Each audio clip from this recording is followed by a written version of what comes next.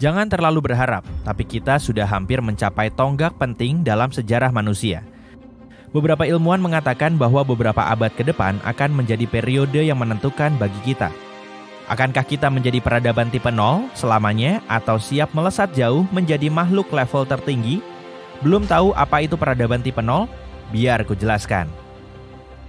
Seiring bertambah besar dan cerdasnya spesies kita, kebutuhan energi kita pun meningkat pesat. Dan itu bukan cuma karena kita terus menyalakan pengering rambut, tapi juga karena semua mesin-mesin canggih kita membutuhkan energi, seperti sarana transportasi, pabrik, dan alat komunikasi. Skala Kardashev berguna untuk mengukur seberapa maju sebuah peradaban berdasarkan jumlah energi yang dimiliki. Sejauh ini ada 7 level teoritis yang bisa dicapai oleh sebuah peradaban menurut sebagian besar ahli. Nih, gak perlu repot mencari di Google. Beberapa ilmuwan memperkirakan bahwa manusia hanya berada di level 0,72. Kita bahkan belum mencapai tipe 1. Skala ini diciptakan oleh seorang ilmuwan bernama Nikolai Kardashev pada tahun 1964. Ia menciptakannya untuk membantu mencari tanda-tanda kehidupan di luar angkasa melalui sinyal-sinyal yang mungkin dipancarkannya. Skala ini memiliki 3 level utama yang menunjukkan jumlah energi yang dapat diakses sebuah peradaban.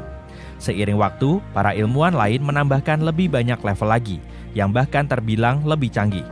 Skala ini tidak hanya memperlihatkan akses terhadap energi, tapi juga seberapa besar pengetahuan yang dimiliki sebuah peradaban. Tipe 1 adalah ketika suatu spesies bisa mengumpulkan dan menyimpan seluruh energi dari bintang terdekat untuk menghidupi populasinya yang terus bertambah. Artinya, kita perlu meningkatkan produksi energi 100.000 kali lipat untuk mencapai status ini. Beberapa ilmuwan mengatakan kita bisa mencapai tipe 1 dalam 100 hingga 200 tahun. Tapi untuk itu, kita harus memanfaatkan seluruh energi yang ada di bumi. Kedengarannya luar biasa, tapi dibandingkan dengan yang bisa dilakukan oleh masyarakat maju dengan level lebih tinggi, ini baru tingkat kontrol dasar. Level peradaban berikutnya disebut tipe 2. Mereka bisa mengendalikan seluruh bintang di dekatnya dan menggunakan seluruh energinya. Salah satu cara yang mungkin bisa kita lakukan untuk mencapai level ini suatu hari nanti adalah dengan membangun alat yang disebut Dyson Sphere. Bisa kujelaskan, alat ini mirip bola raksasa yang mengelilingi bintang dan menyerap seluruh energinya, lalu mengirimkannya kembali ke planet asalnya. Dengan energi sebesar ini, tidak ada satupun dalam sains yang bisa menghancurkan peradaban tipe 2.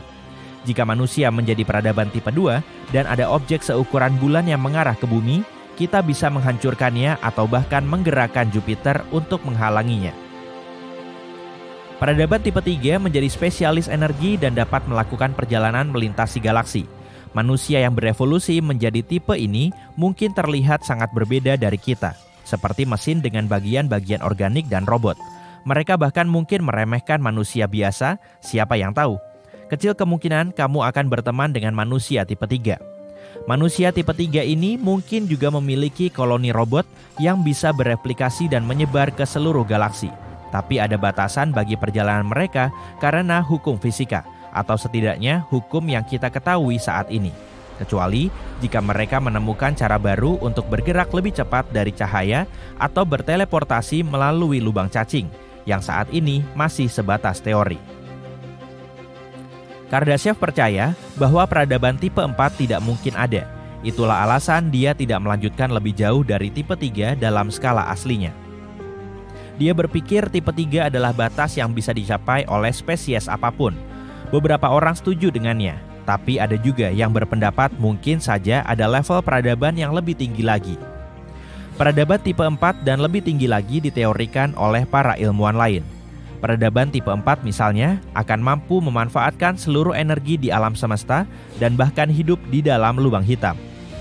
Teknologi semacam ini memerlukan hukum fisika yang belum kita pahami dan bahkan mungkin tidak memiliki sumber daya untuk menemukannya saat ini. Tipe 5 bahkan lebih mencengangkan lagi. Ini adalah level di mana makhluk memiliki kekuatan untuk mengendalikan alam semesta itu sendiri. Di dunia ini juga akan ada beberapa semesta paralel. Manusia masih jauh untuk mencapai level ini. Tapi jika kita menjaga planet kita dan satu sama lain, siapa tahu itu akan mungkin suatu hari nanti. Peradaban semacam ini akan mampu melakukan perjalanan ke semesta lain dan bahkan mampu menciptakan semesta kita sendiri. Mereka memiliki kendali atas realitas dan populasinya akan sangat besar sehingga setidaknya secara teori tidak dapat dihancurkan. Peradaban tipe 6 bahkan lebih kuat lagi. Mereka tidak hanya mampu menciptakan dan melakukan perjalanan ke semesta lain, tapi juga mampu mengendalikan aturan dasar semesta ini. Mereka akan hidup di banyak semesta, berbeda pada saat bersamaan dan dapat mempengaruhi semua hukum fisika yang kita ketahui. Mereka juga ada dalam berbagai versi ruang dan waktu, dengan masa lalu dan masa depan yang berbeda.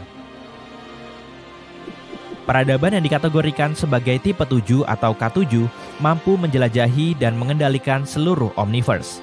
Omniverse adalah istilah yang mengacu pada setiap semesta, dimensi, dan realitas yang ada. Kekuatan setingkat ini diperkirakan berasal dari seorang individu dan bukan dari sebuah peradaban, karena peradaban akan bergabung menjadi satu entitas yang maha tahu, maha kuat, dan hadir di mana-mana.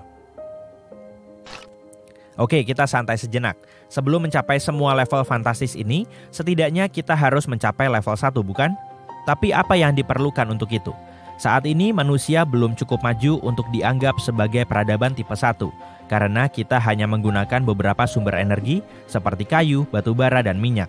Tapi masih banyak sumber energi lain di luar sana yang belum kita temukan atau gunakan. Kita hanya perlu mengandalkan sumber-sumber terbarukan seperti angin, matahari, dan air untuk memenuhi kebutuhan energi kita. Energi ini akan sangat mudah diakses sehingga mungkin kita tidak perlu membayar tagihan listrik lagi. Dalam peradaban tipe 1, energi akan sama pentingnya dengan udara. Salah satu strateginya adalah kita harus mengubah bencana alam menjadi sesuatu yang positif. Sebagai contoh, kita bisa memanfaatkan tsunami untuk menghasilkan listrik. Kita bisa mengurangi ketergantungan pada pekerjaan konstruksi dan menggunakan gempa bumi untuk membantu mengubah tanah. Dengan mengendalikan sumber energi planet ini, kita juga bisa mengendalikan cuaca. Misalnya, jika suatu tempat mengalami kekeringan, kita bisa mengirimkan awan hujan untuk menyuburkannya kembali. Jika kita menjadi peradaban tipe 1, kita mungkin bisa menyeimbangkan jumlah karbon di atmosfer dan pada akhirnya mengendalikan suhu planet kita. Ini berarti bencana alam akan menjadi lebih mudah diprediksi dan tidak terlalu merusak. Selain itu, kita bahkan mungkin bisa tinggal di tempat-tempat yang tidak pernah terpikirkan sebelumnya, seperti di bawah air, di puncak gunung yang sangat dingin, atau di padang pasir. Jadi seberapa dekatkah kita dengan kenaikan level ini? Sebuah penelitian baru-baru ini mengamati berbagai cara kita mendapatkan energi, seperti dari bahan bakar fosil dan sumber-sumber terbarukan. Masalahnya, setiap cara mendapatkan energi memiliki keterbatasan. Sebagian orang memiliki bahan yang terbatas, sementara bagi yang lain, setidaknya untuk saat ini biayanya terlalu tinggi.